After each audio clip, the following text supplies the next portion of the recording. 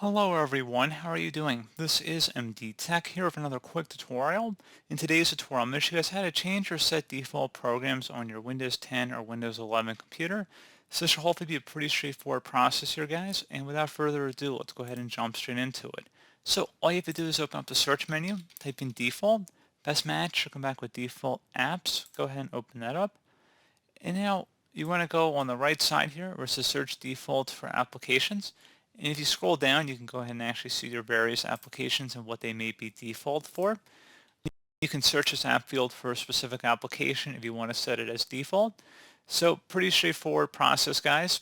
So let's just say if we want to change the browser, for example. We just want to type in Chrome, and we selected Chrome. We want to set that as our default browser. You just would select the Set Default button where it says Make Google Chrome your default browser.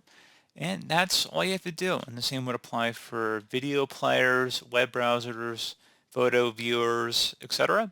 So pretty straightforward process. Do hope I was able to help you out, and I do look forward to catching you all in the next tutorial. Goodbye.